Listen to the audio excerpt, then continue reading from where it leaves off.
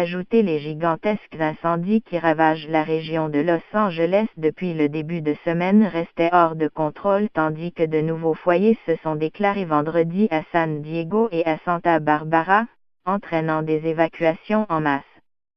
Attisés par des vents violents, les incendies, qui ont commencé lundi soir, ont fait un mort en début de semaine. Au moins 4 personnes ont été blessées. Quelques 25 chevaux ont péri dans les incendies et environ 700 bâtiments ont été détruits, y compris des demeures valant des millions de dollars, tandis que 212 000 habitants ont été évacués. Des milliers de pompiers se battaient samedi sur 6 fronts différents. Selon le service météo de Los Angeles, les vents se sont un peu essoufflés, entre 50 et 80 km/h. Vendredi par rapport à jeudi lorsqu'il avait atteint des vitesses dignes d'un ouragan de catégorie 1. La situation dans le sud de l'État reste extrêmement dangereuse avec un sol sec et des températures anormalement élevées, a prévenu l'agence de lutte contre les incendies CAL FIR. Selon CAL FIR, les 6 incendies faisant rage dans l'État ont réduit en cendres 57 000 hectares, malgré la mobilisation de quelques 8 700 pompiers sur plusieurs fronts entre le Pacifique, les collines boisées d'EOG, et en direction de San Diego.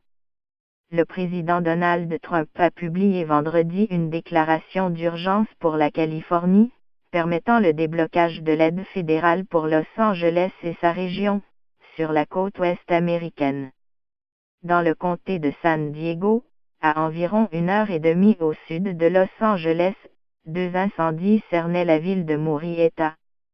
Au sud, le foyer Lilac débuté jeudi a consumé plus de 1600 hectares en moins de 24 heures et transformé les nombreuses écuries de la région en cimetières pour au moins une trentaine de pur sang pris au piège.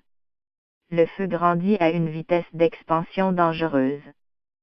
Au nord, celui de Liberty a brûlé 120 hectares de végétation. Dans cette zone, les services de secours ont fait état d'au-4 blessés, victimes de brûlures ou d'inhalation de fumée. Les flammes ont transformé cette région rurale enfoncée dans les terres du désert californien en paysage de désolation, avec une végétation calcinée et parsemée de taches rouges laissées par les produits retardants largués par les pompiers. Judy Herman, une retraitée de 76 ans habitant Murrieta, a pleuré de joie quand elle a retrouvé sa maison intacte. J'avais nettoyé autour de la maison, ça a probablement aidé, a-t-elle expliqué à l'AFP.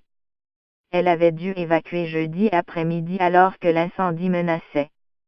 Les flammes faisaient presque 2 mètres de haut, y était paniquée, a-t-elle dit.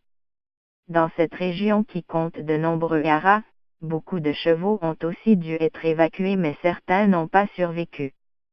Au moins 25 d'entre eux sont morts brûlés dans le centre équestre de San Luis Rey, selon la presse locale. Urgence à Santa Barbara. Dans le comté de Ventura, au nord-ouest de Los Angeles, le brasier Thomas, le plus dévastateur, a détruit depuis lundi plus de 53 000 hectares et n'était contenu vendredi matin qu'à 10%. Les services météo ont étendu leur alerte rouge sur le week-end.